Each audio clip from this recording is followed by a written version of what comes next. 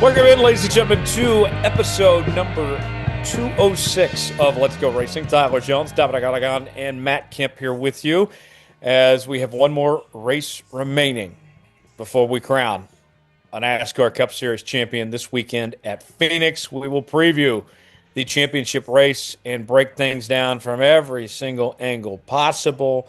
We'll also look back at how we got here with a big win this weekend for William Byron, getting it done there at Martinsville. We'll talk about that. And we'll also get to our top headlines in the sport, answer some mailbag questions and more coming up in just a bit. Dominic joins me right now. Dom, good to hear from you. Let's start right off the top with the win for William Byron. He was solid all season long, but wasn't getting into victory lane as much as we'd normally see. But you go back, he wins the Daytona 500. He's run consistent, and now he gets this done. I think it was kind of goes to show just how his season's gone, that when he needs to make something happen, he's made it happen. Yeah, and the mistakes that have been cleaned up over the years, or over the season rather, you look at it was Darlington, Tyler. He won the pole, led the opening 200 and X laps, won the first two stages, ends up giving the race away at the end. You look at the Coke 600, I believe he won the first three stages, led the most laps, and has the duel out with Ross Chastain. And I think it was Jeff Gordon or Rick Hendrick. Either one had said in their post-race press conference about how you have to just make those mistakes. You have to make mistakes along the way, and that's how you get better. And that drive that William Byron had was a championship caliber drive. Tyler, when you look at how well he ran, sweeping the stages and making the move that he did on Ryan Blaney to advance on to the championship four as a contender, what a championship drive. Somebody had asked him too over the weekend, like, most important win of your career? And his answer, I'm hoping next week is the most important of my career. Spoken like a champion already. Yeah, he's already thinking ahead. But you got to go 1 week at a time. Matt Kemp joining us here on Let's Go Racing. Matt, William Byron getting that victory, what was kind of your thoughts of what that team, the 24 crew, put together to get that victory done? Thought it was pretty impressive that Hendrick was able to answer the call that JGR has been kind of dominating these playoffs. Obviously Penske had that one race where they were really good, and then today this weekend you knew they were going to be good too. So I thought it was a really big deal that Hendrick kind of came through and dominated on the day with Byron, but Larson had a really solid day too, and really all the Hendrick cars had good solid speed. So man, makes it exciting looking at next week. Ironically, the Cup Series has got the best championship four, I think. Yeah. We'll discuss the championship four in detail coming up in just a bit. But one more thought on William Byron before we get into all this with the championship four. Dom, when you look at William Byron, I see a guy, and like I said, we'll go into complete details here in just a bit. But he's won Daytona. He's been consistent. He can win everywhere. Doesn't it just feel like for him, and I know you could say this about Denny Hamlin and a number of guys, but it does seem truly the only thing left for William Byron is that championship now. Yeah, there's a 3 out of 4 chance we got a new champion come Sunday.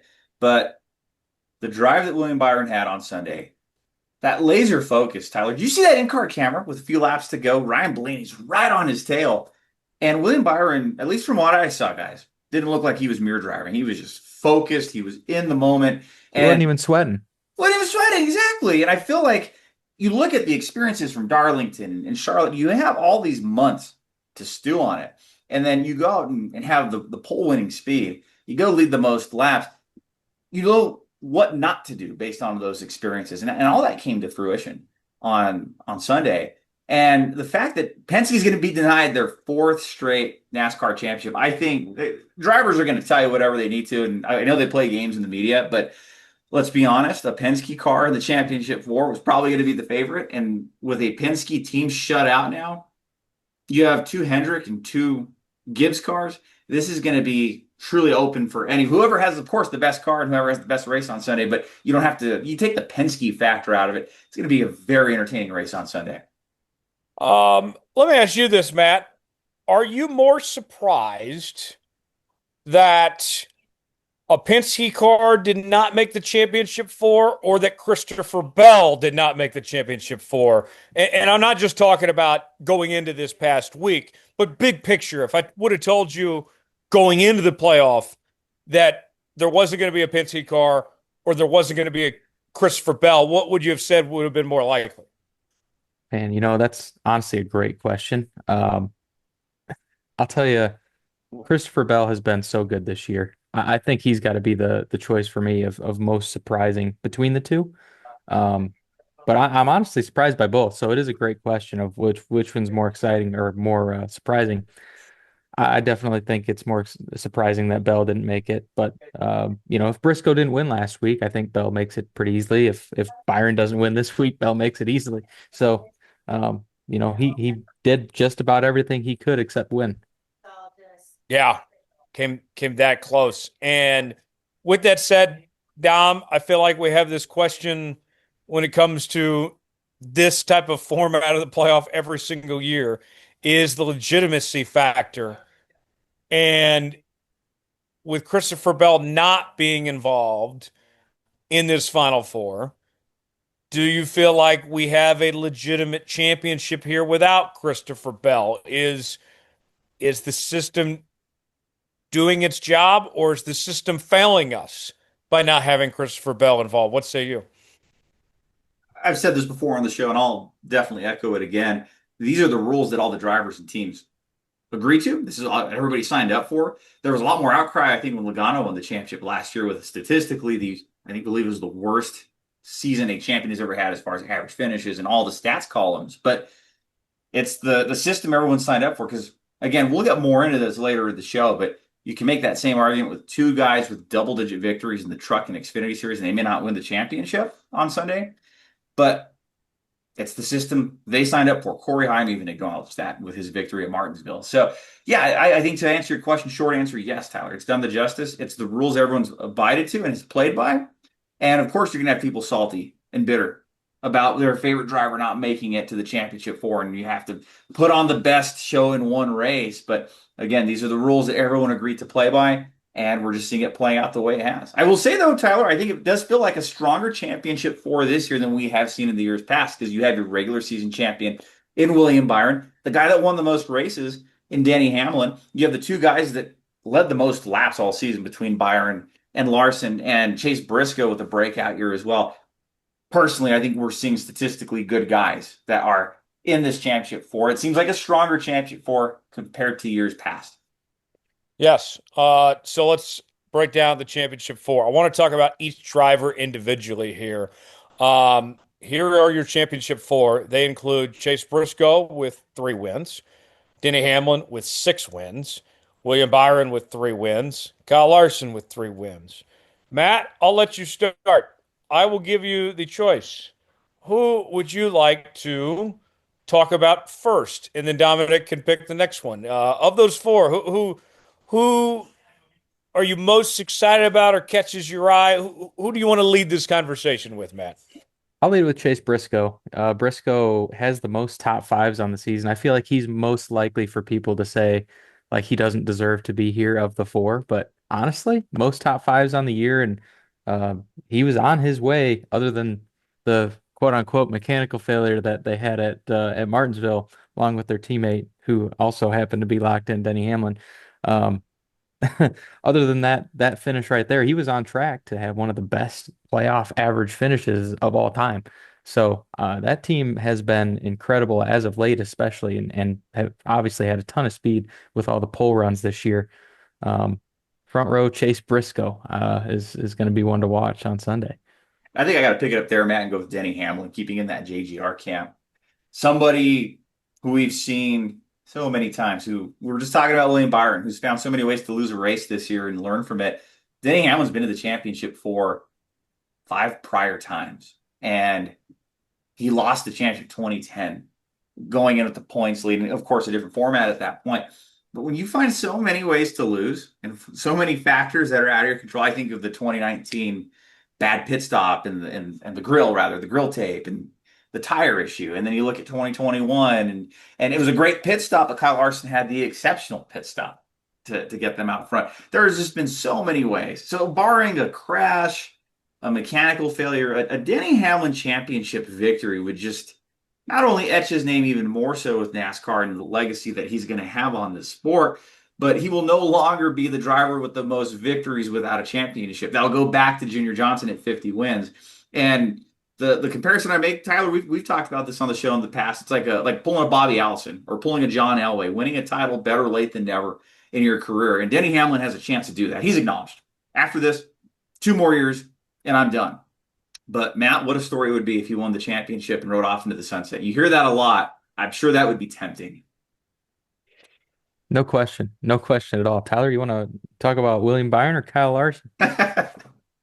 Oof. I like both guys. I really do. But let me talk about William Byron here for a moment, and then we'll toss things back to Dominic to talk about Kyle Larson. But William Byron, for me, guys, the thing that I like about William Byron that you can't say about everybody in this sport is truly that he can win anywhere. Mile and a halfs, short tracks, road courses, super speedways. William Byron can do it all. And the thing that I've seen, even though he only has 3 victories this year, and you look at it, Denny Hamlin's got 6, but everybody else has got 3, is that they have been consistent. Maybe they weren't winning, every single week, but they've always been running up front. And like I mentioned earlier, with what they did at Martinsville, with what they did at the Daytona 500, like you put that team in a position, all right, you got to make something happen here. We need a clutch moment. We need something to come through. They find a way. And to me, that's what catches my attention of why I look at William Byron as a serious threat this weekend. You have the momentum, but then just the fact that, hey, you can't count them out. When push comes to shove, when it's put up or shut up time, that 24 team knows how to respond. Even though they haven't won a championship, they feel like championship caliber because they rise to the occasion. They rise to the moment. And Dom, you'll talk about Kyle Larson here in just a moment, but to me, that's a sign of a championship team when they rise to the occasion. That hasn't been always the case with Denny Hamlin, and I love Denny, and I hope I'm not supposed to be rooting for anybody, but I'm rooting for Denny this weekend. I want to see Denny finally break through. But to me, that's what stands out about William Byron is that they can rise to the occasion, and that's a very good sign if you're trying to win your first championship. And Kyle Larson, we've seen do it in the past too. Yeah, just real quick on that, Byron has acted and raced like a champion this past Sunday. That was a championship drive if you've ever seen one.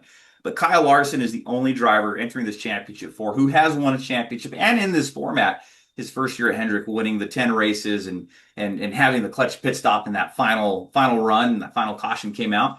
And that has to lean on a guy. The past experience definitely has to help. When you've won, you know how to get there. You know how to do it again.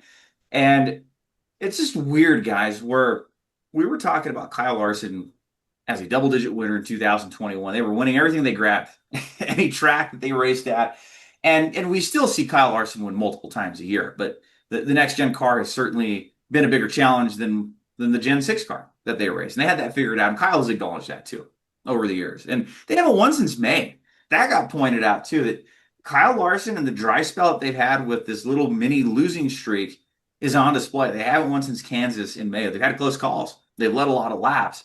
And on a press call earlier this week, Rick Hendrick had talked about that. Hey, he still led laps. He may have not won since May, but he's still running up front. Could have potentially won at Talladega. But with that past experience of winning a championship in this format, Tyler, Kyle Larson, I think, could have, in theory, an advantage over these other 3 that haven't won a championship. Because all 3 of these guys have raced in a championship for format. Now, Chase Briscoe in the Xfinity Series in 2020.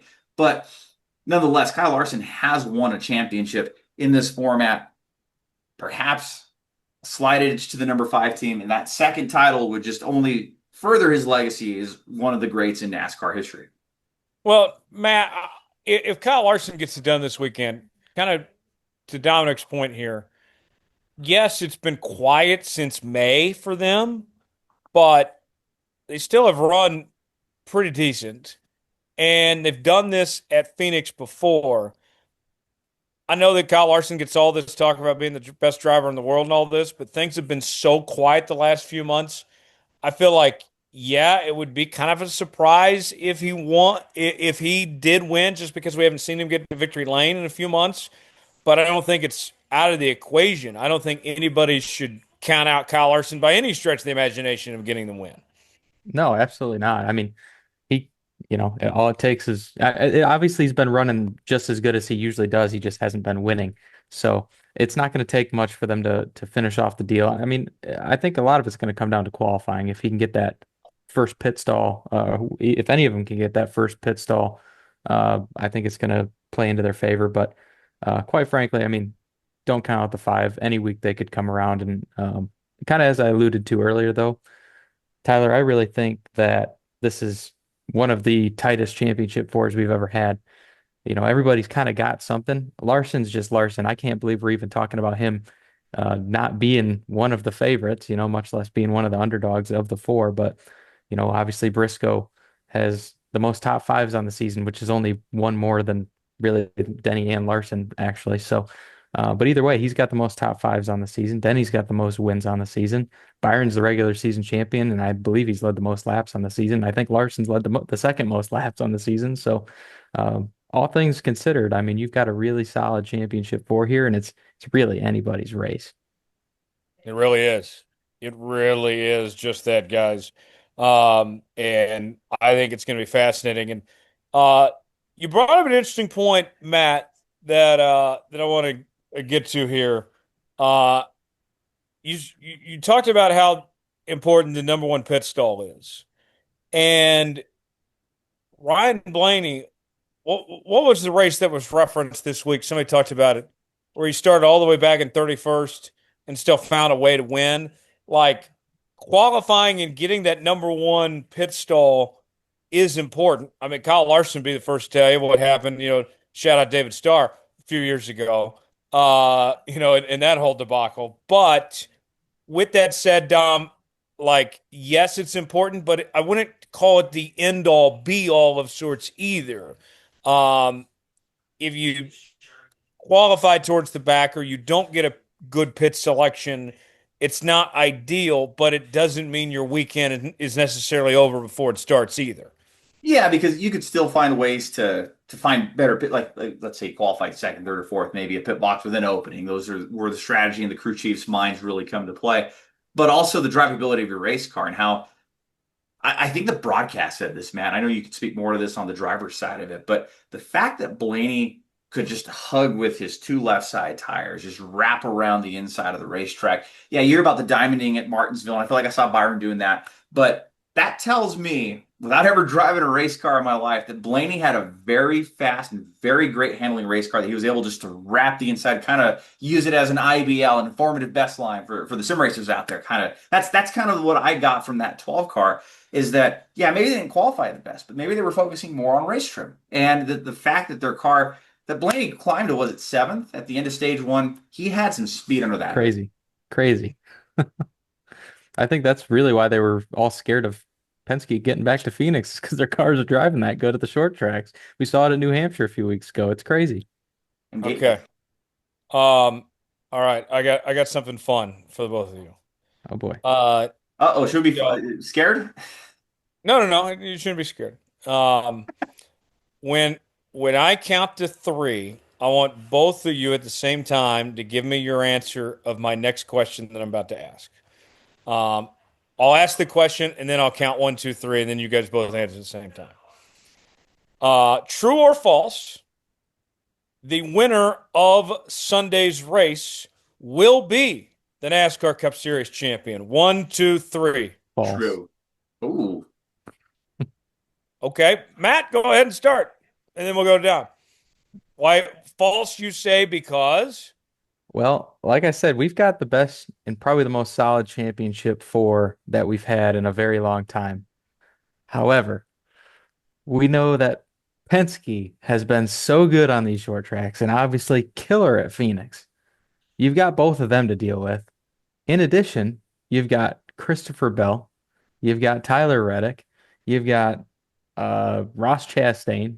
I mean, you got a lot of guys who have had a lot of really good past experience at Phoenix who are not in the championship four. So I don't expect one of the championship four to win, um, but I do expect them to finish in the top two or three. So let me follow that up. Uh, Let me follow that up, Matt, before I go to Dominic real quick. Um, with that said, we've heard in the past that the way the race plays out, it's different for everybody. Like we've heard some guys say in the past, I don't want to get in the way. I'll let the championship four guys run their race, and I don't want to hinder them whatsoever. I do not want to be a factor in why somebody did or didn't win the championship. And there will be guys that straight up move out of the way. But then there's others. We saw Ross Chastain a couple years ago win the race, and he's like, I'm going out there to win. I'm not making things easier for those guys whatsoever. Um, how do you see that playing out and being a factor, Matt? Do you think we see more guys stay out of the way and don't want anything to do with any problems being caused? Or do you see more guys taking the Ross Chastain approach, being like, the hell with it, I'm going for the win, man? Yeah, it's really difficult, especially in the driver's shoes, man. I mean, you've got a lot to think about. You know, you've got your manufacturer alliances to where, you know, if the guy leading is a different manufacturer and your teammate's coming up behind you, it's like, I mean, you kind of can't be too hard on them. But then if it's vice versa, then you can try really hard, but then you might not try to pass your teammate. I don't, you know, it makes it really difficult because if you know you've got the speed to win, it's like you're not gonna not try to win the race, right? Right? Maybe. I don't know. So it makes it really difficult. So it'll be interesting. These guys are going to be in a interesting spot, racing a lot of guys who've got a lot of speed, who are not still in contention, and I think we're at a higher risk of that this Sunday than we have been probably ever in the championship four. Okay, Dom, because we're going to give our picks later, you don't have to say the name of who it is, but uh, why do you believe the winner of this race will be the champion? Yeah, because I look at what you guys talk about too, and I agree with a lot of those points. Like the Ross Chastain argument's great because he broke that trend in 2023. He won for the first time in what 11 years, where the championship winner had not won the race. But nonetheless, these are the four best. And while Penske's going to run really well on Sunday, and I'm sure you're going to have a lot of laps led by non-championship four guys, I just don't see a scenario where, unless there's a catastrophic mechanical failure like we've seen in the past, or a weird crash or a weird anomaly, where the winner doesn't come out of that championship four. It's happened 12 out of the last 13 years or 11 out of the last 12 years for a reason in this format. And I've heard that too, Tyler. A lot of drivers, I don't know if they're going to move over. That's not the right word, but they are going to cut a lot bigger of a break than they normally would to the championship four, unless you are Ross Chastain. Shout out Ross Chastain. I don't even know if it's Providing that. It's just more of the truth. He even said that at his press conference. He's paid to win races when he won that race in 23. And Blaney was pissed at him, but Chastain didn't even care. He's paid to win. he's paid to win, but he doesn't do a ton of winning. Ooh, Hey, you want to Shout crown out jewel Ross this for year? your one win a year. Nice job. You're meanwhile your rookie teammate won five. Yeah. Uh, great stuff there, Ross. Paid to win. Yeah. Paid to win. Yeah. Well, how about you start winning more than just one or two races a year? Nonetheless, That's a tough uh, comparison. I'm curious where you fall, That's Tyler. tough. Would you have said true or I, false? I'm saying true. I agree with you, and I have my pick coming later on. Right. I'm trying to do. I'm trying not to say too much So without giving away. you got to So tease it. Yeah, I got to tease it. yeah, Yeah. I'll But leave is it at everybody? that. Stay tuned. Okay. Stay tuned. More to come. Uh, Phoenix Raceway. Last time that they'll host the championship for a bit, but they'll probably come back pretty soon because I think NASCAR's kind of limited on options of where you could put a November championship race at a NASCAR owned track. So if you really like the championship at Phoenix, don't fret. It'll be back before we know it, folks. With that said, Matt, the championship at Phoenix, I have not liked it as much as I have at Homestead, Miami, and especially in the next gen car. Championship at Homestead is going to be mm, like you. I'm excited. I can't wait. It should be incredible racing. With that said, Phoenix hasn't been bad, but necessarily hasn't been great either. Um, what are your expectations? What type of race do you think we see play out? Is there an event with no Penske in the equation here? Who do you favor more, the Gibbs camp or the Hendrick camp at this track? You know what kind of tires they're bringing this weekend? Either of you guys know? I don't know. I haven't heard anything about what they're doing for tire compounds if we're running the same stuff we've run at Martinsville or other I can tell tracks. you because we had something about this on Roundtable Sports NASCAR today. By the way, you should check that out if you have not already. Am I being paid to say that? Maybe. Um, Fair enough. the Goodyear Racing tire notes on. Glad you asked your information that you've asked for as much as possible. Here we go. Here, tire code D54F4 left side, D52F6 right side. Previously used in 2025 at Bowman Gray, Martinsville 1, North Wilkesboro, Richmond, New Hampshire, Martinsville 2. Okay. All right. So we're back to, I mean, it seemed like Martinsville is pretty decent. So maybe there's something promising to see next week in terms of tire compounds. But obviously Hendrick was really good, and well, Gibbs wasn't that great with that tire. So I don't know if that says anything about what we're going to see this upcoming week, but I do feel like some of that kind of translates in terms of speed from track to track, especially with the tire compound. So yeah, we'll see. We'll see. I don't know who's going to be better, but um, kind of leaning towards Hendrick at this point, actually. Let's go through the conspiracy rabbit hole because why not? Dom, Gibbs has been the better team leading up to this race, here in the playoffs. And Hendrick Motorsports, some break of sorts that organization always seems to get for 20 years and counting. And the tire compound happens to favor Hendrick. Coincidence or not, you tell me. Maybe a coincidence on the tire compounds, but oh boy, like we were saying towards the top of the show, with no Penske car, it seems wide open because the Gibbs cars do have speed at a lot of these tracks too. Look at Denny Hamlin at Gateway, Martinsville. He won at Martinsville in the springtime. So just as easily as we could say it could favor a Hendrick car, who's not to say it could favor a Gibbs car in that camp as well too. That's true. That's a good point, Now, Don.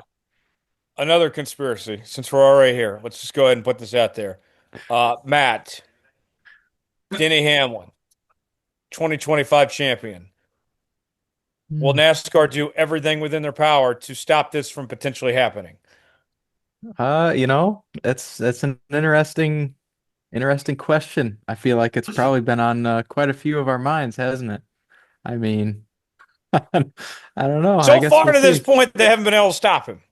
I mean, I don't know. He's If had a there lot of was, mechanical this is where I failures his would last give few weeks. this is where I'd give NASCAR the benefit of the doubt for you tinfoil hat people out there.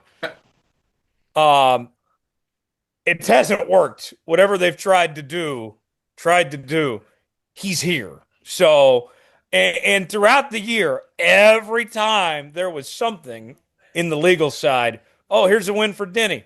Here's a win for Bubba.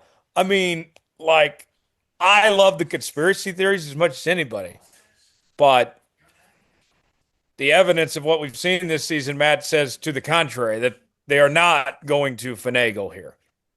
Yeah, I feel like that would not help them. I don't feel like I feel like they're kind of in a lose-lose, to be honest, if they were really even thinking about doing something like that. So I don't think they're gonna tamper with anything like that. So typically they've probably watched past races, and I'm sorry, Denny Hamlin fans, but they've probably watched past seasons and know he'll probably choke it away anyway. To Matt's point, Dom, if we're talking on Sunday about Denny not winning this title, I would say it's 10 times more likely that Denny and the 11 team screwed up rather than getting screwed by NASCAR. If we're looking at all signs to the past and past performance dictates future performance, yeah, there's been a lot of choked races, a lot of choked championship fours. The 2010 title comes to mind.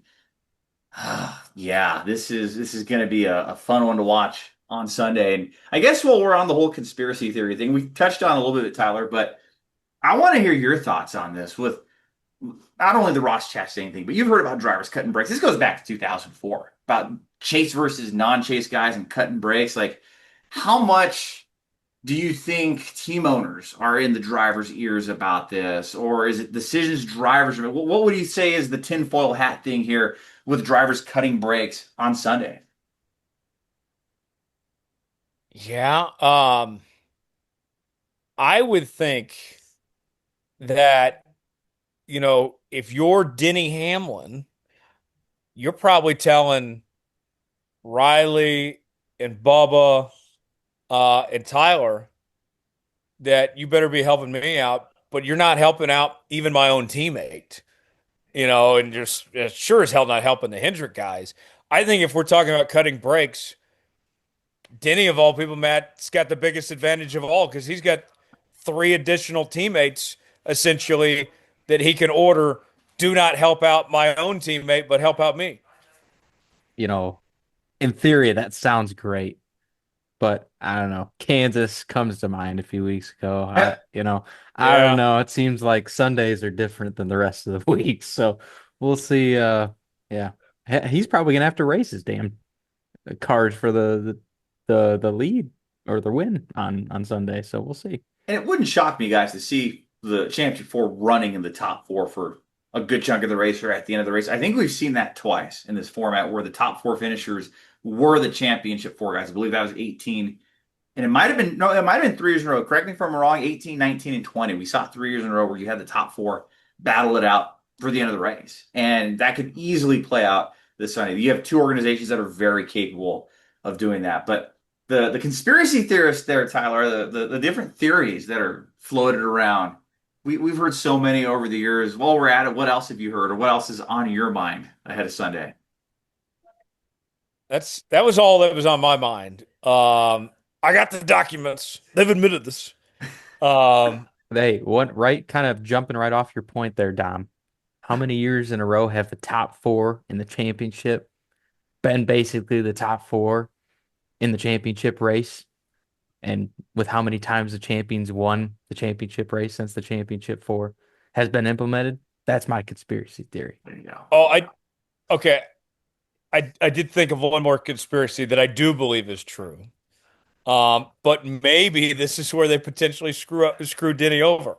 Um, I think the last thing NASCAR wants to do is have the championship four fail post-race inspection because I don't think they want the champion to fail and then to go back and retroactively change the champion. It's one thing to what's the exact term called, Dom? Encumbered. Oh, encumbered. Yes, the encumbered It's victory. one. I think they Oh hate the boy. encumbered win stuff. It would be a whole nother deal if they encumbered a championship. Now maybe they want to encumber a championship from Denny Hamlin if they have to. But I think that's one thing. I think they let them get away with more. I think that's one reason we see the championship four tend to run up front at this track is because they don't want to encumber a champion. But maybe they do that to Denny potentially. That's one of my theories, Don. Yeah, that would be a very weird pill to swallow, and we've never seen that in this format where at least a champion. Yeah, so, the closest we came to it was the Roval last year, Alex Bowman failing with the too low of weight. But yeah, what a story that would be. That's the last thing NASCAR wants. They don't want that story on Sunday or in any of the championship four races. And I think too, and I know in the past, Tyler, they would bring down like a bigger inspection type deal for these championship races. And I know they do that at the Daytona 500. There's probably going to be that in the works this weekend too. I would think so at least. Yeah, I think so. I think you're right about that. Dom, let's get to our news and notes this week. Where do you want to start? So much to start with. By the time you're listening to this on Apple, Spotify, or watching along on YouTube, perhaps more developments have been made. But the NASCAR drama continues with various headlines from across the week, with a potential lawsuit settlement, as reported by Jordan Bianchi and The Athletic, to Judge Bell dismissing NASCAR's counterclaim and potentially the ball in the court of 2311 in front of Row Motorsports, with reporting there from Bob Pockris, Jeff Gluck, and several other NASCAR staples in the NASCAR media corps. But this lawsuit that's impending, and the fact that it's supposed to start in theory in about 5 weeks, Tyler, and we keep seeing headlines like at the time of this taping, you go to the JSKI website, and the top headlines that are being talked about within the sport, three of the top five have to surround this lawsuit deal, with parties from filing trial briefs in the anti-lawsuit case to a settlement be potentially close to the counterclaim being dismissed. So the teams didn't get their stuff dismissed as of the taping on October 28th at last update. So Tyler, this court drama is just playing out. I know you've been following it very closely. What are your initial reactions this week as to what we know so far? So we had a story up on Roundtable NASCAR this week. Go check it out. Uh, about some of the rules involved in this lawsuit. And Matt, the most like interesting thing to me um, is the fact that Brian France is not allowed to be mentioned in the trial. Um, he that was a rule that was agreed upon. And it's kind of twofold because if that was something 2311 agreed to, I could see in the sense of they're thinking to themselves like, yeah, I guess we don't really need to talk about him, but if we did, I mean, it could be an opportunity to make fun of him and but it's been so far gone now. He's been gone for so long.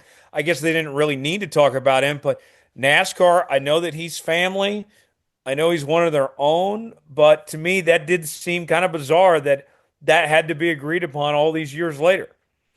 It definitely feels kind of out of left field, doesn't it? I mean, yeah, when I started reading those rules, I wasn't quite prepared for reading that third one. I was kind of like, oh, all right, well, I mean, not that they were going to, but okay, I guess. So I'm not sure what they're trying to stay away from. I don't know, maybe they're worried about the personal attacks, kind of like they obviously we saw some ugly text messages going back and forth at one point. So Those were maybe they ugly. were just yeah, maybe they were just worried about something else related to that. But I don't know, man. Dom, It's just kind of crazy. my prediction remains the same. We will get an 11th hour settlement. You've been saying that. Um, Mhm. the the date of the trial begins December 1st. I think everybody enjoys their Thanksgiving, and we come back at the 11th hour. We're singing closing time. Have you ever performed closing time, Dom? We've talked about that in the band. We wanted to add that. I know who I wanna take me home. 2311, take me home now. Man, Listeners Yeah, didn't know they were listening you're to gonna get us Spotify here. YouTube flag for copyright there, Tyler. yeah. Uh, that's what's gonna happen at the very 11th hour when they start to play closing time. That's when we get a deal done, settlement, and this thing doesn't actually go to trial. That's my prediction. You've been saying that, and I think you've even said to NASCAR, of course, doesn't want to open their books. And what a better way if you're the teams right now, if you're 2311 in front row motorsports, you have the momentum in this case. You kind of have NASCAR backed into a corner. So if there's leverage, if the teams ever had leverage in this case, I would, my opinion on it, I feel like that would be now. And I wouldn't be surprised if the teams, Matt, execute or exercise that momentum that they have and the leverage that they have. Yeah, it definitely feels like NASCAR's kind of in a corner going in. I mean, doesn't it? I mean, it really does seem like it's kind of more risk than reward at this rate if they don't settle. So, again, who knows? Maybe they end up winning and it doesn't end up mattering, but it definitely seems like there's more risk than reward kind of going forward from here. Yes. There you have it. All right. What else we got, Dom? We got three more headlines to get to before we get to the Ask segment. Looking at just kind of some rapid fire here. And this will be a twofold deal like we did last week. Looking at the NASCAR Xfinity Series, Colleague Racing announced this week, Tuesday, October 28th, that they're putting a pause on their NASCAR Xfinity Series program ahead of the 2026 season. In fact, they had a team photo that they posted to the social media accounts with former drivers in the picture as well as some other NASCAR Xfinity news. Sam Mayer has been suspended per NASCAR's announcement with their penalties report on Tuesday, October 28th, for his post-race altercation with Jeb Burton, wrecking him on the cool-down lap. Mayer will not be in the 41 car this week. Ryan Sieg gets the call and gets the opportunity to take the 41 car, and his brother Kyle Sieg will take over the 39 car in Phoenix. Time of this taping, another replacement has not been named for the 28 car with RSS Racing, but those are your headlines out of the Xfinity Series. Uh, on the Xfinity note, those two things, Matt. Uh, Colic, this was expected with their partnership with Ram, and I believe, correct me if I'm wrong, Tom, they are the only confirmed Dodge team and truck right now. We Correct. we expect that to change, but right now they're the only ones, and Dodge appears to be their future. It just would be kind of a waste of time and resources to be in Xfinity with a manufacturer not going to race with Dodge being in the future. I get that. As far as the suspension goes, yeah, if you were watching that Xfinity race this weekend, it should come as no surprise. Like that's a that's a sucky way for your season to end, but I can't say that it's not deserved either, Matt. Slightly self-inflicted there, wasn't it? Yes. I mean, yeah, he didn't do himself any favors. It was like, I mean, I get being angry at the end of one of those, but that was, yeah, he got what was coming to him there with that suspension. So, um, you know, we like to see tempers flare at Martinsville. It's a great part of this sport where there's a Names lot are of made passion. here. Yeah, you're damn right, brother. So I don't know, but it's you know, definitely deserved, and I think probably the right thing that I don't think anybody's surprised that he's suspended. But um, seeing colleague pause their Xfinity program, I was a little surprised by. I know like they're still continuing their Cup program, which with them having Chevrolet Alliance kind of with their Cup deal, and then obviously having the Dodge Ram Alliance and trucks, I thought was going to be really interesting. And knowing that Dodge is planning on moving up the ladder, I'm not sure how much Chevy's going to be willing to share with Yeah, colleague they're getting on the kicked Cup off the side. RCR So campus. I don't even know where right, they're going to be. right. So it's super interesting. I figured at that point it's like, man, you just continue Xfinity and maybe Dodge would come with them the following year. So I don't know, having a year without notes seems not helpful, but I don't know all the details, so we'll see. I'm kind of surprised by that personally. Yeah, Yeah, I it's think they're going to be the back burner for sure, the Chevrolet camp in 2026, 2027, however long they're going to run Cup. And of course, with the charter deal and the charters continue into next year and beyond, it's probably worth it for Collie to, of course, continue running in NASCAR's Premier Series, but you're not going to get the best stuff. You're going to Yeah. probably be the R&D car, for lack of a better term, from the Chevy Yeah, camp. I wonder who's going to accept that ride if Allmendinger's already confirmed before. I'm not really sure, but it So he seems is, like yeah, you're kind of just signing up for like, hey man, just do your best. Like, there you like go. just hang yeah, in there. and if they're not going to be working with RCR, what does that mean for Ty Dillon too? Good Yeah, point. because it seems like Dylan's year to year and kind of has bounced Because around. Dillon's actually had a decent year, better than we expected. Yeah, definitely. And then, like you said, Matt, you take that ride knowing you're probably in a lame duck situation, but maybe somebody who's on the back half of their career or wants a proving ground opportunity here could be a chance to maybe overdrive some equipment and try to finish better than what the finishes might be expected of you. But I will say, too, real quick before we move on, Tyler, I guess for either of you, when you look at Ryan Sieg's opportunity, we've seen what he's done with that family organization over the years, and now he is in the premier Ford vehicle this weekend at Phoenix. Does the needle move at all with Ryan Sieg's stock with what could happen this weekend? How do you guys feel about it? I think it's an incredible opportunity for Ryan Sieg, and I think he's a really, really great driver. So I think he's proven that based on past performance. So it's exciting to see him get the opportunity. I would say yes, it's a big opportunity for him, but I would be surprised if he was in victory lane if anything came up of that this weekend. But we'll see what happens. What else we got?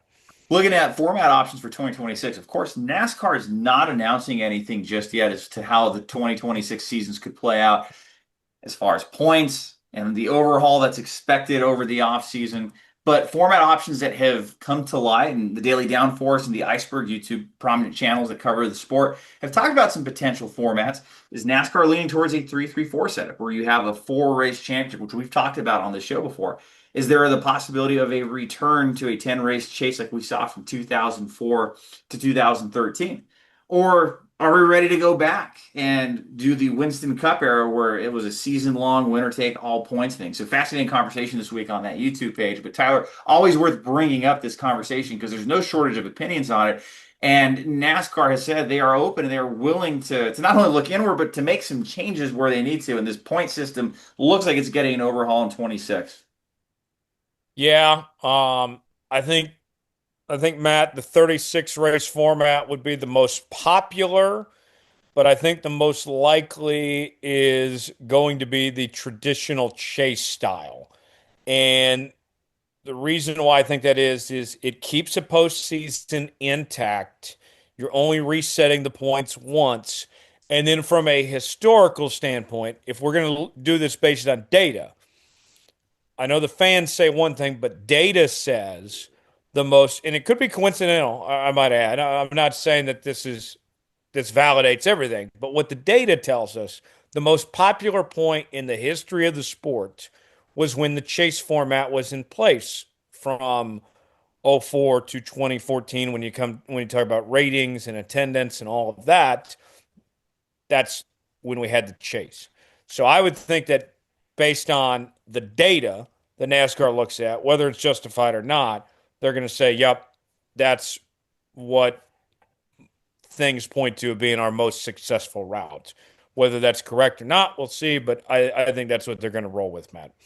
Yeah, ultimately it's going to come down to what NASCAR wants. And I know they've kind of got a committee discussing it now, and I guess ultimately what that committee decides that NASCAR wants and needs going forward, whether it's going to be uh, going for the traditional route and, um, trying to come up with a championship that really is probably the most correct and counting all of the races where every race means the same uh, towards a championship, right? Like every race is the championship race in the 36 race format. Whereas, I can see from the sponsor perspective or from even the competitor perspective why a 10 race chase would make the most sense. Like Denny Hamlin had to miss that race earlier this year at Mexico, but he already won. And quite frankly, he could miss that race without having too much of a worry about his championship hopes. So having some sort of postseason kind of keeps guys alive and gives them that freedom of like, hey, if something comes up in their lives, right? So I don't know. Right. There's a lot of different factors to think about, and I'm sure they're discussing all those things in the committee. Oh, definitely, definitely so. And for me, what I would look at if we're going to go to the 36 race format, Dom, then we need a bigger emphasis on wins when it comes to point totals. I think it's ridiculous as the system is in place that you can win the race and still not end up with the most points for the day. To me, that's stupid. Um, I would like to see that change. But also, the crown jewel events should mean more. You should kind of like what IndyCar does. Mhm. The Indy 500 gives you a ton more points than all the other races, and that's their biggest event. We should be rewarding more points for Daytona, for Indy, for Charlotte, for the Coke 600, for Bristol, for the Southern 500. We should have, like, NASCAR does a bad job of marketing its crown jewels. Well, we need to start by making them more valuable when it comes to points. And I think that could be a big point of emphasis to make the 36 format work and have value to your big time races. When we've I love talked that. about things that if we were in charge that we would change with the sport, we've talked about that, Tyler, about making double points days and adding more value and more stock to those kind of races. And that would, I think, potentially make that your argument for the regular season 36 long thing. Or even if you go a playoff system, it doesn't matter. Make your crown jewel events double points. I think that adds a lot more. And you can make the argument, yeah, well, currently you can earn up to 70 points in the Coca-Cola 600. You can, in theory, earn 70 points at the Daytona 500 if you win your duel and you get a perfect race. But there should be more guaranteed points in those bigger races because they are the biggest events and they should be treated as such. All right. What else we got here, Dom?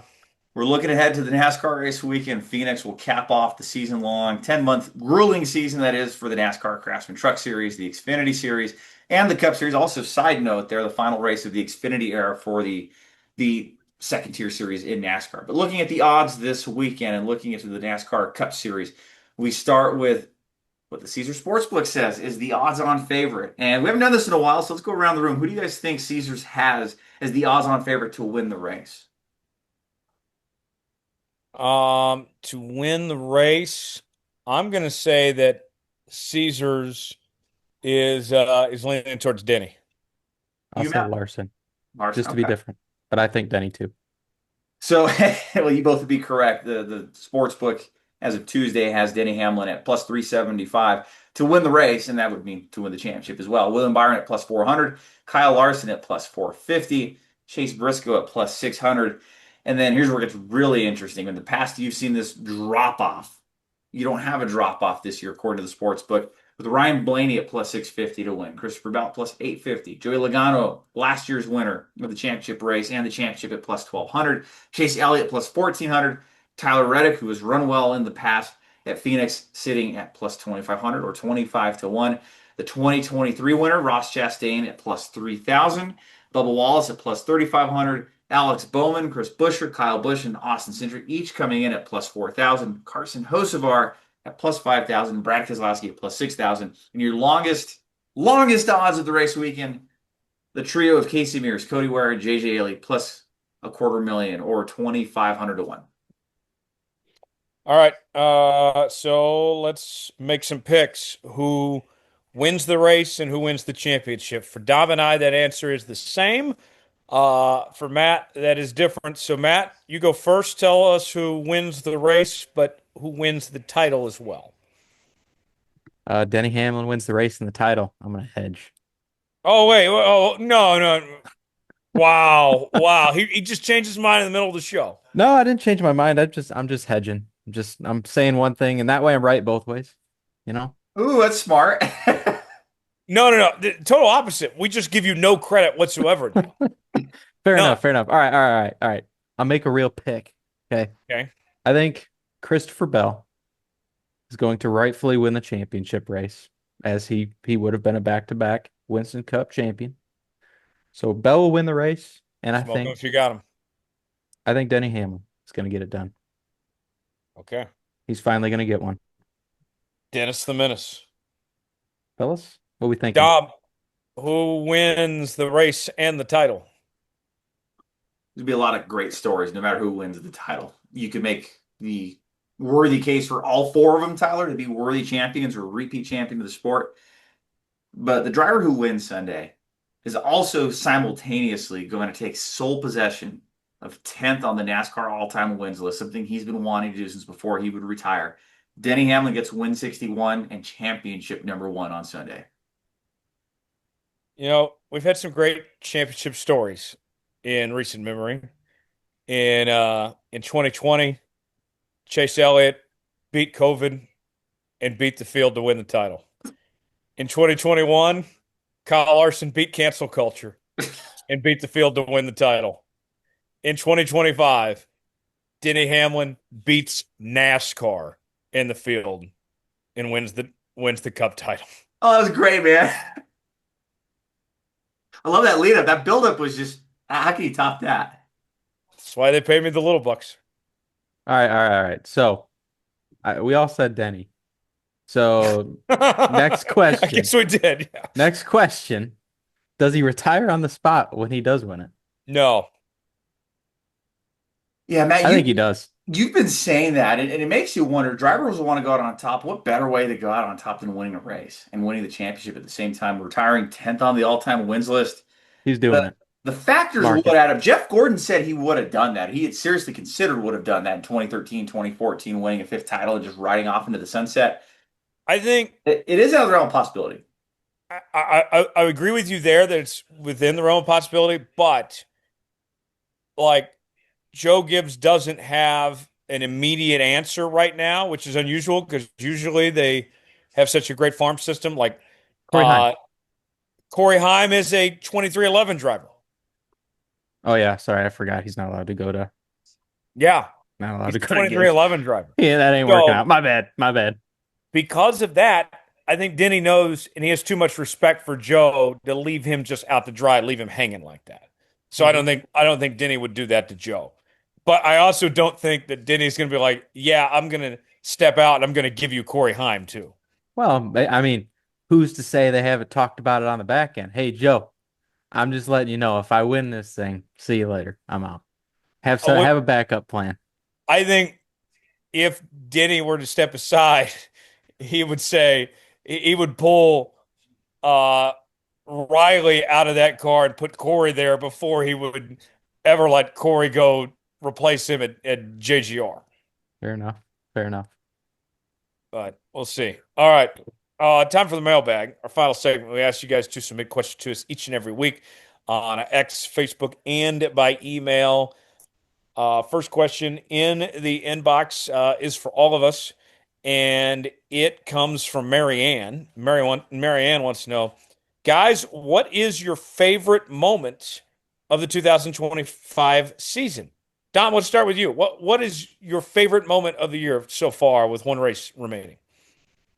Oh boy, great question. I'm really gonna have to think on that one, but yeah, I so what immediately comes to mind the SVG rookie dominance to Christopher Bell's three in a row to the diversity of winners we've seen throughout the regular season in the Cup Series.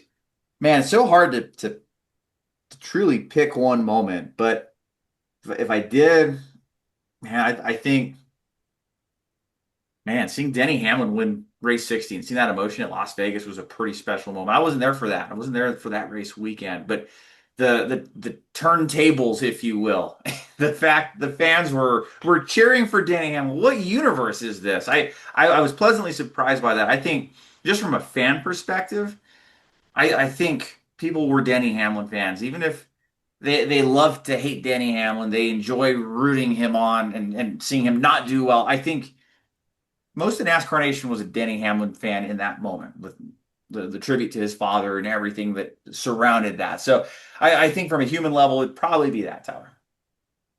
I'm going to go with a Denny Hamlin moment too. I guess this just turned into the Denny love fest here. He better win the damn championship with how much we're just openly rooting on Denny here. Um, I thought the Martinsville uh, with the flag of 11 versus the world was corny. Okay, I didn't like that. Not that he didn't have a right to it, but I thought it was lame. I'm like, really? But a couple months later, when he won at Michigan and brought back the I beat your favorite driver and apologized to his dad, said, sorry, Dad, but that to me was well played. That was great. That's probably my favorite moment. And uh, just going back and forth with the fans all year long, with winning 6 races and with everything that's gone on off the track. Yeah.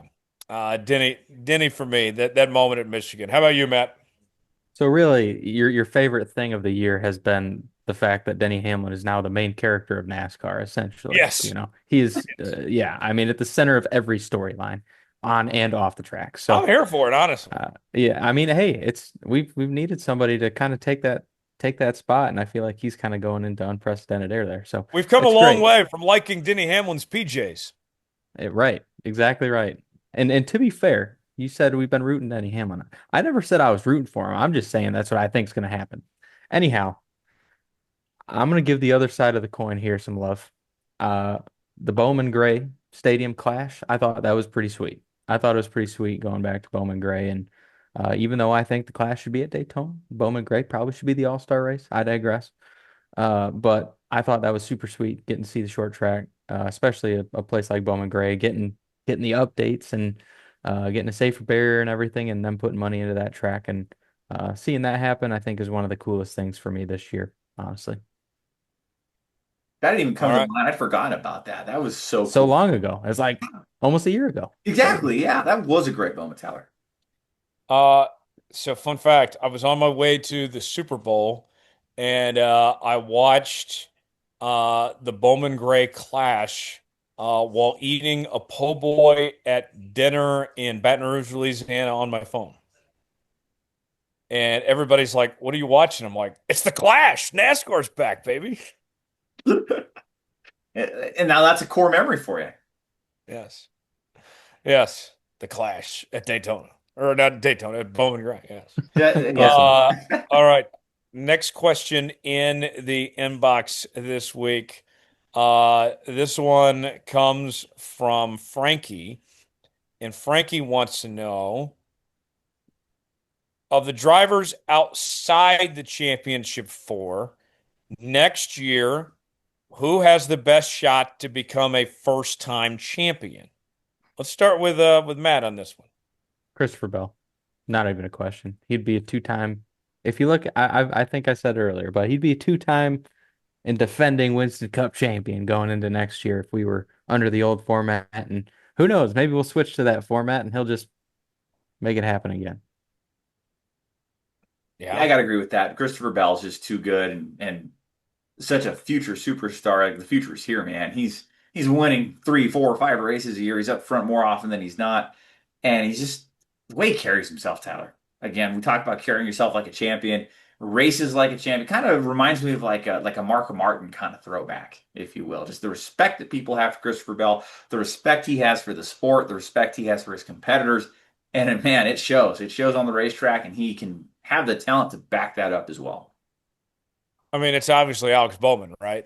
No, I'm kidding. I'm kidding. Uh, Alex Bowman's never going to sniff a championship or even come close. Sorry, Alex.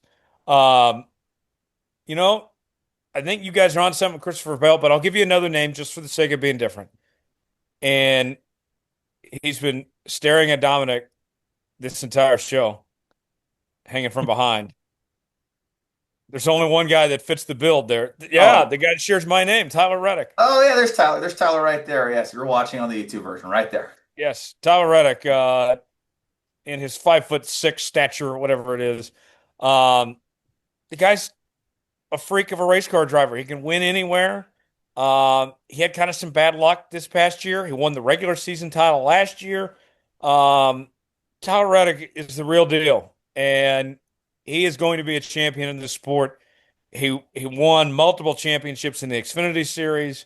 I don't know if it's next year or if it's the year after, but I think, Matt, that we're not having the discussion about Tyler Reddick like we are with his boss. I do think that championship for him is coming sooner than it is later. I think he's a good pick for sure. I don't disagree with that at all. I think really the whole Toyota camp has a lot of guys that are more than capable to win every single Yeah, year. unless you drive for Legacy Motor Club.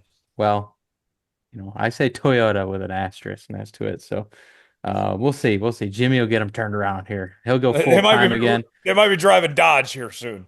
Hey, Or you know Honda. what? Whatever it takes, man. Get Jimmy back in something that's competitive. That's what I'm rooting for. Please. Please. All right. Before we get out of here, Dom, We're gonna make a family trip out to Phoenix Raceway and make a little trip out of it this week. And I'll be covering the headlines out there and the awards banquet next Tuesday. So it'll be a great way to cap off the 2025 NASCAR Cup Series season. I need you to do a food review of what they serve you at the awards banquet. And I need an honest opinion, good or bad or ugly. Is this like a YouTube short type deal, or just send it to you through Yeah. text? No, no, no. I think you need to post it on social media. Yeah. They have served some really good food in the past, so this One is by everyone knows the rules. Honest review, good or bad. okay. I like the Barstool Sports stuff. Yes, yes. Yes. Yes. Matt, are you making it out to Phoenix or are you watching on the old tube? We're gonna be watching it on the tube this weekend. So we got a lot of work to do around the house. So we're gonna get that stuff done and have us a nice little drink and watch the race. And I So have to just interject real quick, Tyler, because I know you're not going to bring it up, but I'm going to bring it up, man. You had some really, really cool and really exciting news that you shared publicly for the first time this week. I feel like that's worth sharing to our audience here, man. Plug away on what the cool things you're doing. so we made the announcement officially on Tuesday Obviously the that round table, right? yes, we had to the round table. Yes. Round table pizza, yeah. It's good pizza. I'm taking my talents to round table pizza. I'm very hungry. I need some pepperonis and sausage and all that. No, no, no. I'm joining Roundtable Sports as their publisher and editor for their NASCAR, their brand new NASCAR site. and I'm also covering the Oklahoma Sooners as well, which two things I've been passionate about my entire childhood and upbringing, and now this will be the first time in my entire life of all the things I've done in media, and two of the things I care about the most. The first time I've actually got to cover either of them on a full-time basis, believe it or not. So it's an exciting opportunity. I feel bad. I only made it out to one race this year, which is very unlike me. I usually go to about at least five or six. But good news, I will make up for it. I plan to be at least 10, maybe up to 15 or 16 NASCAR races next year. And even though I will not be in Phoenix this weekend because we just have too much going on, starting this new venture, I'm also doing some other stuff. I'm doing a show with the Locked On Network covering the Oklahoma City Thunder as well with former NBA player Jeremy Lamb, doing a show with him bi-weekly, starting in the next week or two. Still doing this show, still doing the Jones Report, doing some marketing and PR stuff on the side, just kind of doing my own thing. I am going full on working for myself, no longer working for the man. I am in complete control now. Nobody is going to tell my ass what to do anymore, any longer. So you are the man. You don't long work for the man. You are the man. I am the man. Yeah. I'm the man. I am that bitch. You took a bet and you've they taken can a still chance tell on you. yourself, man. Sometimes your biggest bets in life are taking a chance on yourself. Yes. And so I cannot be more thrilled about it. This is going to be a great opportunity. And this show is still going to be a central part of that. This show is going to give me content for my own website now. So this will be great. But yes, even though I won't be at Phoenix, I'm already counting down the days to Daytona. I'll be there. Dominic, he might be there. Matt, hopefully he's racing there. And I cannot wait. So this off season for me, boys, cannot go by quick enough because I'm already just mentally prepared to get to Daytona at this point. Such an exciting opportunity to not only we're on this earth a short time, so you want to make it as meaningful and impactful and be doing the things that you're passionate about. And you can just hear it there, Tyler. You're talking about two of the things that you're really passionate about. You've always been a big motorsports enthusiast, and I would even say a bigger college football enthusiast. And the fact that you get to blend both of these is really cool and really special. And man, I think I speak for Matt and our entire listening audience, man. We're just so excited for you and really thrilled for your next opportunity. It's awesome, man. I appreciate that, guys. It is going to be a lot of fun. And I'll put this plug out there, too, for the folks at home listening. I am hiring, by the way. It's funny. I go from looking for a job myself, within the last, several weeks. And then this opportunity comes up. They actually approach me and I take it. And now I'm in the hiring chair. So I am hiring. If you are interested in potentially covering NASCAR or college football for that matter, drop me a line. Send me an email, tylerjonesradio@gmail.com. And we can talk and we can see if we can potentially find a place for you. So that was not the spin I was expecting to make after what I've been through the last several weeks, but crazy things happen, Dom. Oh, they sure do, Tyler. And you've kind of I'm going to flip this on you, put you on the hot seat. The last few weeks and over the season, we've had a lot of our guests that have put out their email like you just did, and of course their phone number. Feel free to share your phone number if people want to reach out to you directly.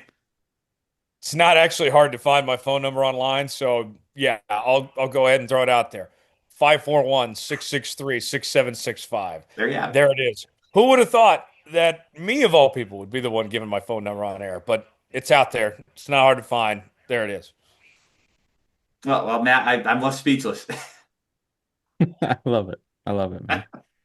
Yeah. On that note, we'll put the checkered flag out in this edition of Let's Go Racing. Subscribe to the show. New episodes out each and every week. Apple, Spotify, Google Podcasts, and YouTube.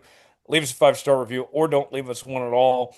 We'll be back for one last show of the regular season. I'm sure we'll check in at least a time or two in the offseason, but we'll share our final thoughts on the championship and who takes home that crown on next week's show. So stay tuned for that. Check us out on all podcast platforms. Check out the Studio Soapbox Network. This show, along with the Jones Report, another show I do, the Coach Bo Notes podcast, and all podcast platforms. As we put the checkered flag on this edition of Let's Go Racing, big thanks to Matt Kemp, Dominic Aragon. I'm Tyler Jones. Thanks so long. It's been another edition of Let's Go Racing. We'll see you next week when we crown a champion.